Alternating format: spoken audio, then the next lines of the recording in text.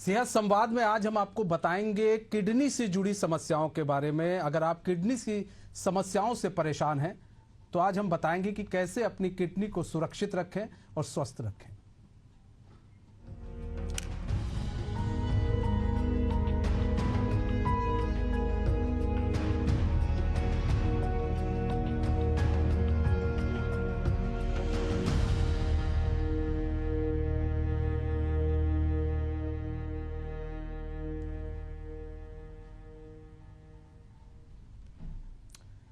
नमस्कार, मैं हूं मनीष कुमार वर्मा और आप देख रहे हैं हमारा पसंदीदा, आप सभी का पसंदीदा शो सेहत संवाद, जहां बात होती है आपकी सेहत और जिंदगी से जुड़े खास मुद्दों पर। आज हम बात करेंगे डॉक्टर संदीप सिंघल से, जो कि किडनी रोग विशेषज्ञ हैं।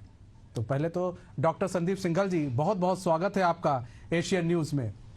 डॉक्टर संदीप सिंघल जी, सबसे पहले हम जानेंगे कि आखिर किडनी हमारे शरीर में क्या रोल अदा करती है।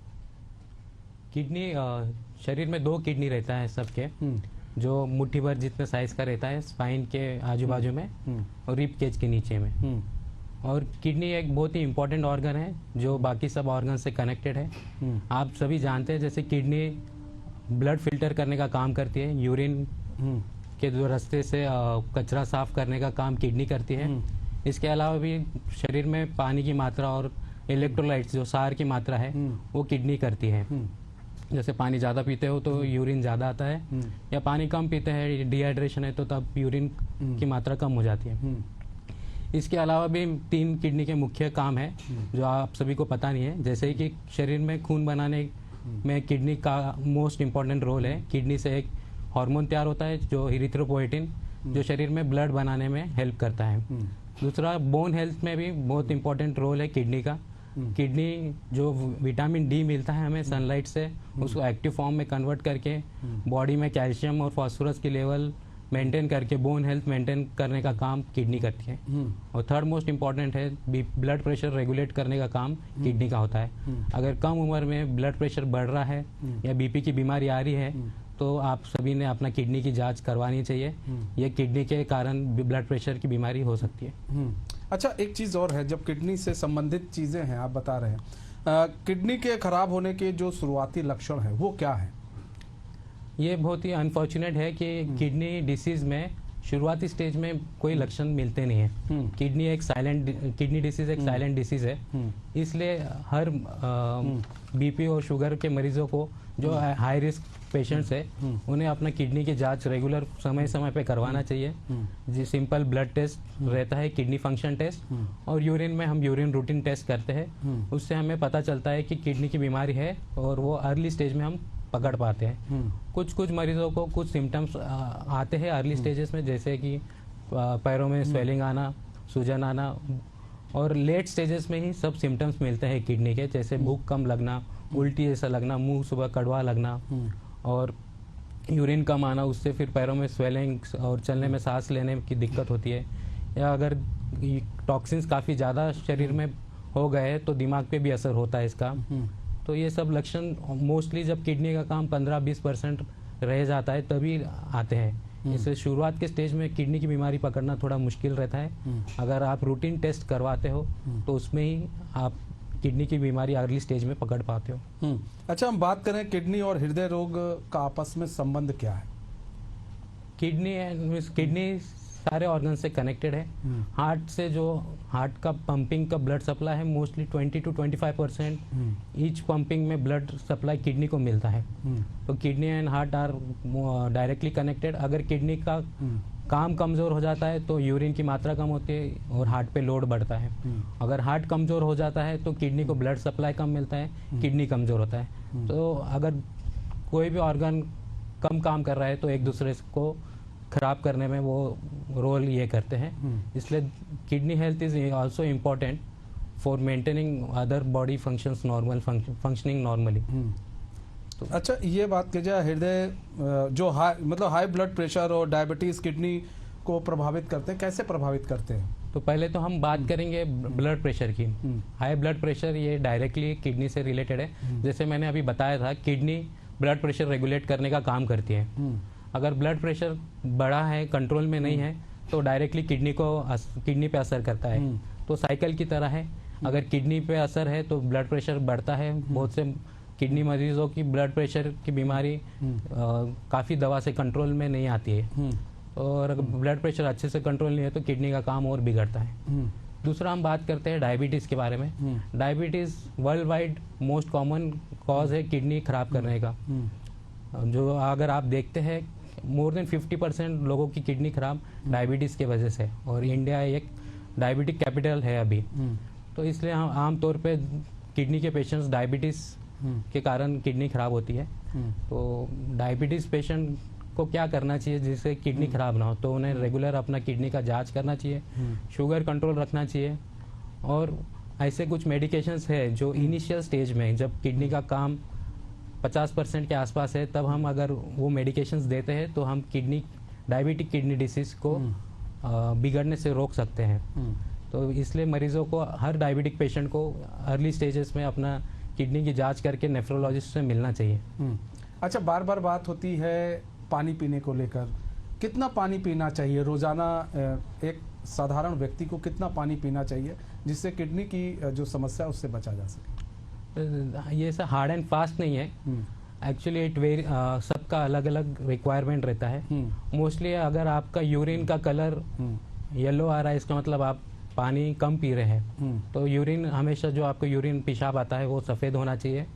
तो अगर कोई आदमी धूप में काम कर रहा है और काफ़ी हार्ड वर्क कर रहा है तो उससे पानी की इंटेक काफ़ी रखना चाहिए। मोटा मोटा देखेंगे तो मिनिमम सबको 2 लीटर पानी डेली पीना चाहिए, और मौसम के हिसाब से भी पानी का इंटेक चेंज होता है। गर्मियों में ज़्यादा पानी का इंटेक रखना चाहिए, ठंडियों में एटलीस्ट 2 लीटर तक पानी का इंटेक रखना चाहिए। मतलब गर्मियों में ज़्यादा पानी पिए, और अगर डिपेंड अपॉन मीन्स आप अपना यूरिन का कलर देखिए। अगर यूरिन येलो कलर का आ रहा है या थोड़ा डार्क कलर आ रहा है इसका मतलब पानी का इंटेक शरीर में कम है, और इसलिए किडनी कॉन्सेंट्रेटेड यूरिन बना रही है। तो आप पानी पी के उसको हम ठीक कर सकते हैं। अच्छा, गुर्दे की बीमारी से कैसे बचा जाए डॉक्टर साहब? जैसे अभी मैं बताया, गुर्दे की बीमारी शुरुआत के स्टेज में नहीं पता चलती है, इसलिए जिसके घर में किडनी के डिसीज़ वाले पेशेंट हैं, जिसको डायबिटीज़ है, हाइपरटेंशन है, तो ऐसे लोगों ने अपना समय समय पे किडनी की जांच करनी चाहिए। और अगर किडनी की बीमारी शुगर के कारण है तो वो मरीज़ को शुगर अच्छे से कंट्रोल करना चाहिए। साथ में कुछ मेडिकेशंस है जो किडनी डायबिटीज़ में क्या मोस्टली किडनी के द्वारा प्रोटीन लीक होना शुरू हो जाता है, तो ऐसे मेडिकेशंस है जो डायबिटीज़ की वजह से जो किडनी से प्रोटीन लीक हो रहा है उसको रोकने में मदद करता है और किडनी बिगड़ने से बचाता है। तो ऐसे मेडिकेशंस हम शुरुआत के स्टेज में अगर स्टार्ट करते हैं पेशेंट को, डायबिटिक पेशेंट्स को, तो उनकी किडनी की बीमारी रुक सकती है। तो ऐसे मरीजों ने अर्ली चेकअप करना चाहिए, और मेडिकेशन मैनेजमेंट से हम बीमारी प्रिवेंट कर सकते हैं। बट अगर लेट स्टेजेस में आते हैं तो ये मेडिकेशंस हेल्प नहीं करते। अच्छा, डायलिसिस हम कब स्टार्ट कर सकते हैं? कब से डायलिसिस स्टार्ट कर देना? डायलिसिस स्टार्ट होने का किडनी डिसीज पे डिपेंड करता है। किडनी डिसीज के 2 टाइप रहते हैं, एक एक्यूट किडनी इंजरी, एक chronic kidney disease. Chronic kidney disease इसका मतलब वो मरीज को किडनी की बीमारी लंबे समय से है, एटलीस्ट मोर देन 3 मंथ से है। ऐसे मरीज में धीरे धीरे किडनी का काम बिगड़ते चलता है, और जब डायलिसिस की ज़रूरत आती है तो हमेशा डायलिसिस करना पड़ता है। और कुछ मरीज है जो एक्यूट किडनी इंजरी है जिसमें किडनी का काम टेम्पररी कम हो जाता है या शट डाउन हो जाता है, तो ऐसे मरीजों को डायलिसिस की ज़रूरत थोड़े टाइम के लिए पड़ती है। तो डायलिसिस यूजुअली हम तब स्टार्ट करते हैं जब पेशाब नहीं आ रहा है, या पेशेंट को भूख नहीं लग रही है, और क्रिएटिनिन काफ़ी ज़्यादा है, उल्टी जैसा हो रहा है, या मेडिकल रिपोर्ट्स में हम देखते हैं कि पोटेशियम काफ़ी ज़्यादा है या एसिड की मात्रा शरीर में काफ़ी ज़्यादा है, तब मरीज़ को डायलिसिस की शुरू करना ज़रूरी पड़ता है। क्या हर जो किडनी मरीज हैं उन्हें डायलिसिस की ज़रूरत पड़ती है? क्या मतलब तो जैसे अभी मैंने बताया है कि किडनी की बीमारी 2 टाइप की मेनली रहती है। तो एक्यूट किडनी इंजरी में डायलिसिस की ज़रूरत पड़ती है तो वो टेम्परेरी रहता है, और जो क्रॉनिक किडनी डिसीज पेशेंट है उसमें रिवर्स होने का संभावना कम रहती है। तो ऐसे मरीजों को लाइफ लॉन्ग डायलिसिस की सहायता लेनी पड़ती है, क्योंकि उनकी किडनी काम नहीं कर रही है। डायलिसिस जो है वो उनकी आर्टिफिशियल किडनी है, उसके सहारे ज़िंदगी अच्छी पॉसिबल है। अगर डायलिसिस नहीं करना चाहते तो दूसरा ऑप्शन उनके पास है किडनी ट्रांसप्लांट का। और इसके अलावा तीसरा कोई उपचार नहीं है। अच्छा, डायलिसिस के कौन कौन से प्रकार हैं, किस क्या क्या तरीके हैं? तो जैसे मैं डायलिसिस की बात कर रही है, एक आर्टिफिशियल किडनी रिप्लेसमेंट थेरेपी है जो 2 टाइप के रहते हैं। एक हीमोडायलिसिस जो ब्लड वाला खून वाला डायलिसिस है, दूसरा एक पेरिटोनियल डायलिसिस जो पानी वाला पेट वाला डायलिसिस है। हीमोडायलिसिस की बात करते हैं तो वो एक मशीन के द्वारा हॉस्पिटल में होता है या कोई पेशेंट अपने घर पे भी मशीन लगा के सेटअप करके उसको कर सकता है। बट हॉस्पिटल में टेक्नीशियन के द्वारा ये प्रक्रिया की जाती है डायलिसिस की, हीमोडायलिसिस की, जिसमें पेशेंट को डायलिसिस मशीन से जोड़ा जाता है। कोई वैस्कुलर एक्सेस चाहिए रहता है, जैसे हाथ में फिस्टुला या कोई गले में शरीर में कैथेटर की ज़रूरत रहती है डायलिसिस करने के लिए। और पेशेंट को कम से कम हफ्ते में 2 या 3 बार आना पड़ता है हमेशा के लिए डायलिसिस के लिए। और दूसरा पेट वाला पानी वाला डायलिसिस जिसको पेरिटोनियल डायलिसिस बोलते हैं, उसमें एक हम नाभि के नीचे एक ट्यूब डाल देते हैं जिससे पेशेंट एक स्पेशल टाइप का पानी का बैग आता है जो वो पेट के अंदर डाल देता है। 10-15 मिनट लगते हैं वो पानी को अंदर जाने में और 5-6 घंटे के लिए रखना रहता है। उसके बाद वो अपने आप पेट के अंदर से सारे टॉक्सिन्स, जहर निकल जाता है और वो पानी को ड्रेन करना पड़ता है। तो ये प्रक्रिया दिन में डेली 3 से 4 बार करनी पड़ती है, ये रोज करना पड़ता है। इसकी फ़ायदा है कि ये आप घर पे कर सकते हैं, खुद से कर सकते हैं। इसमें कोई ब्लड का कांटेक्ट नहीं आता है, पर इसमें आपको काफ़ी ध्यान रखना पड़ता है। और इससे इसका फ़ायदा ये है कि जो रेसिडुअल यूरिन फंक्शन है, जो थोड़ा पुराने किडनी जो पेशेंट्स के अंदर किडनी है उसका जो फंक्शन है, जो यूरिन बनाना है, ये इसमें ज़्यादा प्रिजर्व रहता है। हीमोडायलिसिस में वो थोड़ा कम होता है।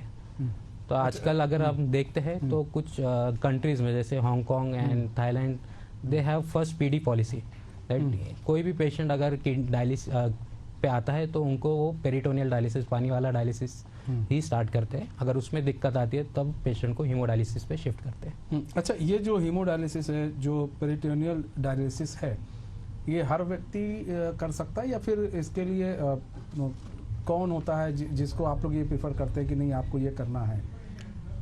हर व्यक्ति जिसका किडनी में प्रॉब्लम है, जिसका किडनी परमानेंटली डैमेज है, क्रॉनिक परमानेंटली जो डैमेज है, जो मेडिकल मैनेजमेंट से रिकवर नहीं कर सकता है, अच्छा, तो ऐसे मरीजों को डायलिसिस का सहारा लेना पड़ता है। और जो मरीज पेरिटोनियल डायलिसिस के लिए जाना चाहते हैं वो उनका पेट वाला पानी वाला डायलिसिस घर पे कर सकते हैं, या ये हीमोडायलिसिस जो हॉस्पिटल में अवेलेबल है।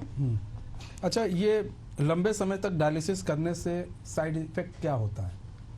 तो ये बड़ा मिसकंसेप्ट है पेशेंट्स के इसमें। जैसे हमारे पास पेशेंट आते हैं, हमको डायलिसिस के लिए बताते हैं तो मना करते हैं कि एक बार शुरू हो गया तो हमेशा शुरू रहेगा, इस पे लंबे समय तक जिंदगी पॉसिबल नहीं है। ऐसा बिल्कुल नहीं है।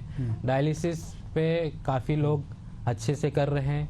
ऐसे भी लोग मिलेंगे जो 30-35 ईयर्स के ज़्यादा से डायलिसिस पे है और डायलिसिस अच्छे तरीके से करवा रहे हैं। तो डायलिसिस पे जो मरीज रहते हैं वो अगर अपना रेगुलर चेकअप करवाते हैं, समय समय पे डायलिसिस करवाते हैं, तो नॉर्मल जो रूटीन लाइफ है उनकी वो उस हिसाब से चल सकती है।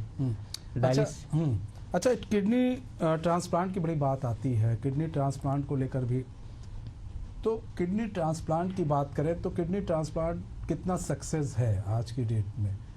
जिस तरह से मरीज आपके पास आते होंगे तो कितना सक्सेस रेट है किडनी ट्रांसप्लांट का?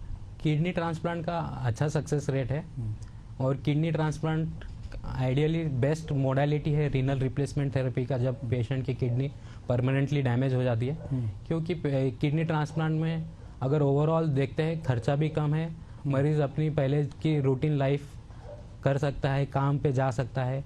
अगर वो डायलिसिस का ऑप्शन चूज करता है तो पेशेंट को कम से कम हफ्ते में 3 बार हॉस्पिटल में आना पड़ता है डायलिसिस के लिए।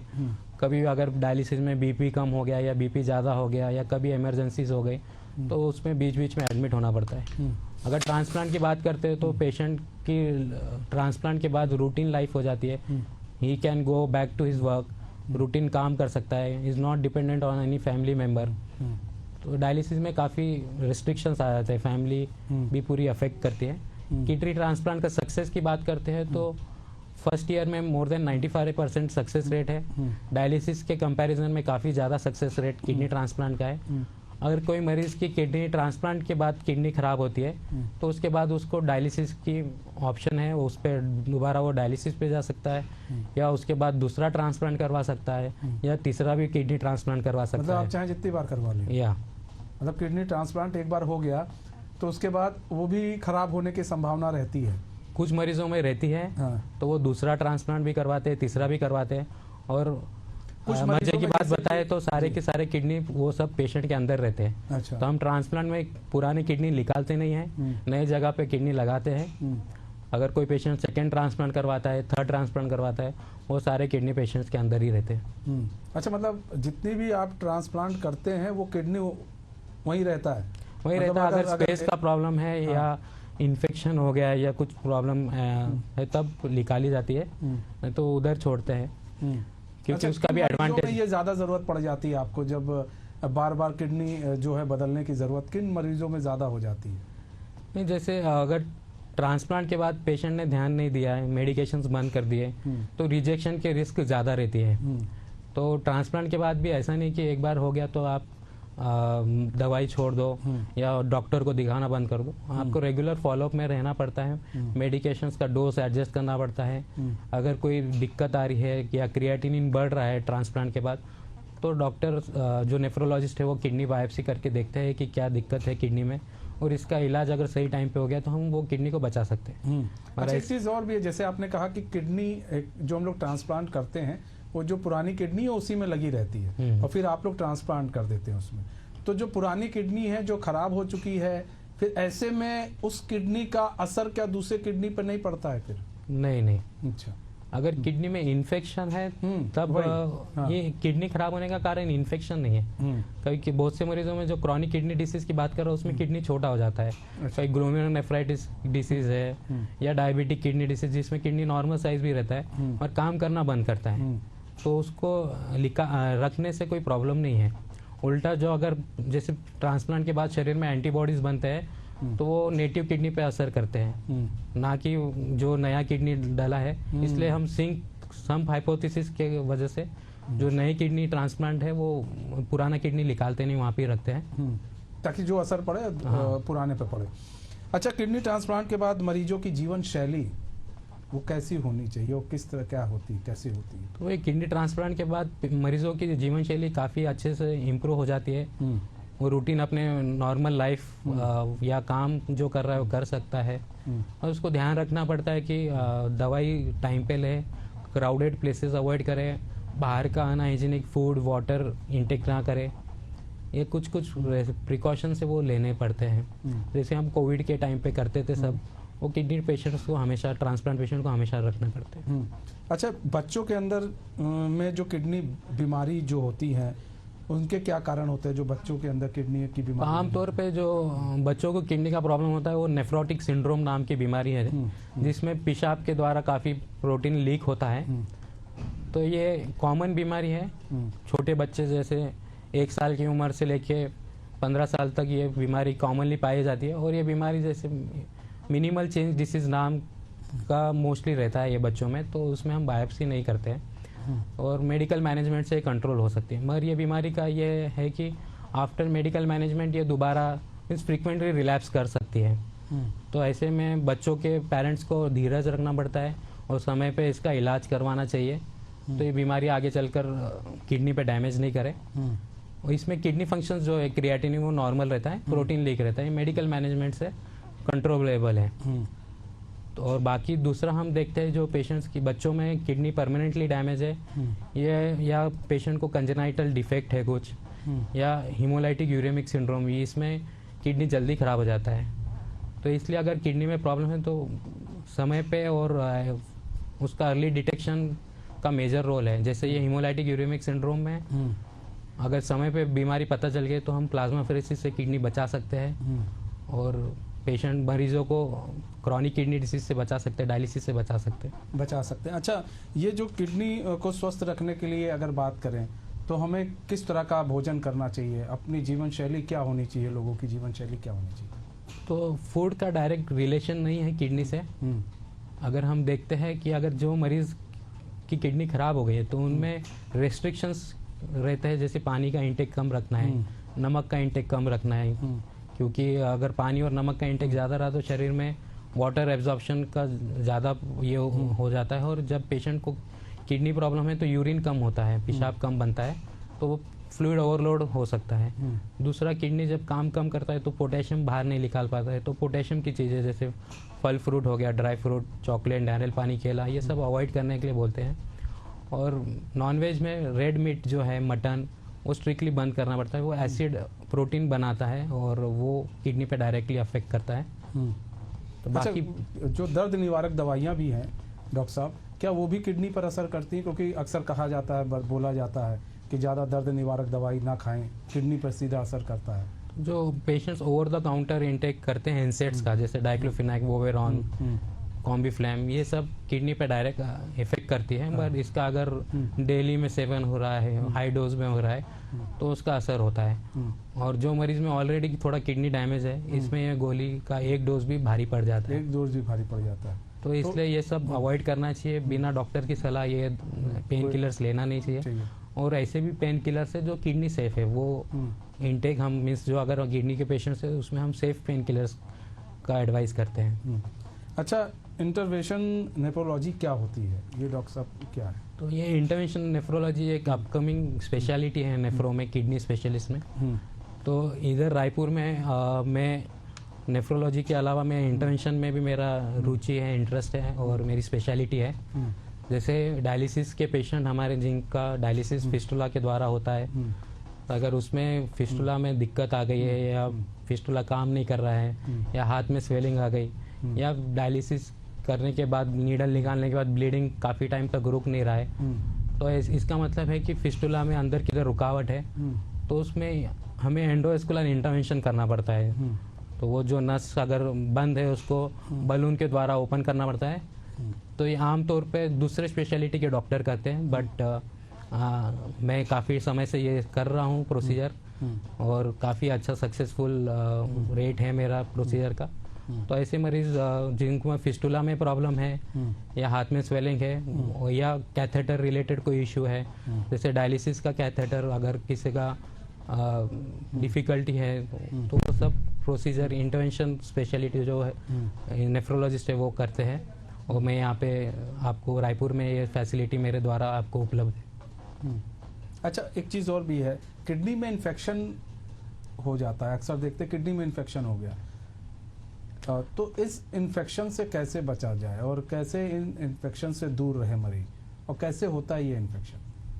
तो जैसे आम तौर पे बात करते हैं, कोई क्रिएटिनिन बढ़ गया तो मरीजों का कहना ये रहता है कि किडनी में इन्फेक्शन हो गया। ऐसा नहीं है, ये किडनी डिसीज है। इन्फेक्शन की बात करते हैं तो ये कोई पर्टिकुलर इन्फेक्शन हो गया, जैसे कोई डायबिटिक पेशेंट या कोई जो पेशेंट मरीजों को किडनी स्टोन है वो अगर ब्लॉक कर रहा है, तो ऐसे टाइम में किडनी में इन्फेक्शन होता है। तो इसमें तो हमें एंटीबायोटिक और किडनी में किस वजह से इन्फेक्शन हो रहा है, कौन से प्रकार का इन्फेक्शन है, उसको ठीक करना ज़रूरी है। अगर ये समय पे नहीं करते तो ये भी आगे चलकर किडनी पे काफ़ी परमानेंट डैमेज कर सकता है। और क्रिएटिनिन बढ़ा है इसका मतलब इन्फेक्शन नहीं रहता है, इसके काफ़ी कारण रह सकते हैं। और किडनी डिसीज़ को प्रिवेंट करने के लिए हमें रूट कॉज पता करना पड़ता है, किस वजह से किडनी डैमेज हुआ है, उसका हम ट्रीटमेंट करते हैं तो हम किडनी डिसीज़ से पेशेंट को बचा सकते हैं। बहुत बहुत धन्यवाद डॉक्टर साहब, आपने बड़ी महत्वपूर्ण जानकारी दी है दर्शकों को किडनी से रिलेटेड, क्योंकि किडनी की समस्या काफ़ी बड़ी है देश के अंदर। तो ऐसे में डॉक्टर संदीप सिंघल ने बड़ी महत्वपूर्ण जानकारी दी है कि कैसे किडनी की समस्या से बचें, क्या क्या हो सकती हैं, किडनी की समस्या होती है तो फिर उसके लक्षण क्या है। उन्होंने हर एक चीज़ को बड़ी बारीकी से समझाया। बहुत बहुत धन्यवाद डॉक्टर साहब हमारे साथ जुड़ने के लिए और अपना बहुमूल्य समय हमें देने के लिए। तो हमारे इस खास पेशकश में बस इतना ही। अब मुझे दीजिए इजाज़त, तो खबरों के साथ बने रहने के लिए देखते रहिए एशियन न्यूज़। नमस्कार।